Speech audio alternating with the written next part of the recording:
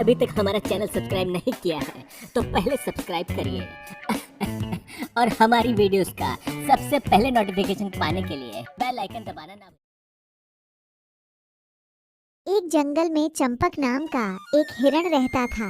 वह बहुत दयालु था और इंसानों की भाषा भी बोलता था। चंपक अत्यंत सुंदर था और किसी का भी मन मोह लेता था। एक दिन चंपक जंगल में घूम रहा था, लेकिन तभी वह किसी आदमी के चिल्लाने की आवाज सुनता है। बचाओ बचाओ।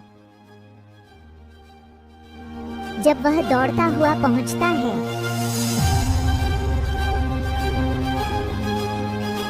तो उसे नदी में एक आदमी डूबता हुआ नजर आता है। यह देखकर चंपक उसे बचाने के लिए नदी में कूद जाता है। चंपक डूबते हुए व्यक्ति को बचा लेता है।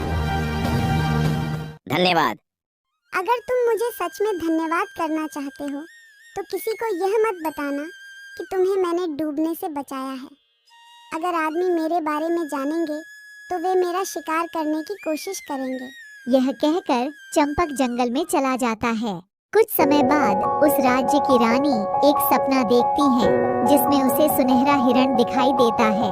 सुनहरे हिरण की सुंदरता को देखने के बाद रानी उसे अपने पास रखने की इच्छा करने लगती है।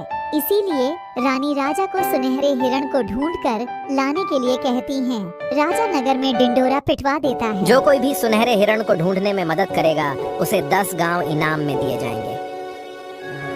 अरे वाह, कितना अच्छा अवसर है। उस हिरण का पता बता देता हूँ और महाराज से 10 गांव इनाम में मिल जाएंगे।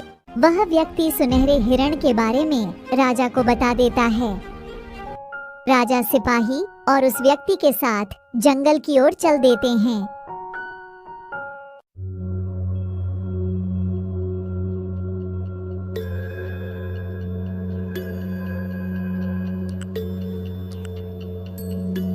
हिरण चारों ओर से सिपाहियों से घिरा हुआ था, लेकिन तभी हिरण ने कहा, हे राजन, तुम मुझे मार देना, लेकिन पहले मैं यह जानना चाहता हूँ कि तुम्हें मेरी जगह का रास्ता किसने बताया। इस पर राजा ने उस व्यक्ति की ओर इशारा किया जिसकी जान उस हिरण ने बचाई थी।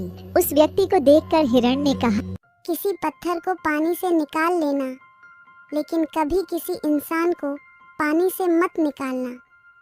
महाराज, मैंने इस व्यक्ति को डूबने से बचाया था और इसने मुझे मुसीबत में डाल दिया। हिरण की बातें सुनकर राजा के अंदर की इंसानियत जाग गई। उसे खुद पर शर्म आने लगी और क्रोध में उस व्यक्ति को 1 वर्ष कैद की सजा सुना दी।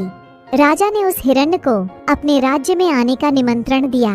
राजा के कहने पर हिरण कुछ दिन राजमहल में रहा, फिर थोड़े दिनों के बाद अपने जंगल वापस लौट गया।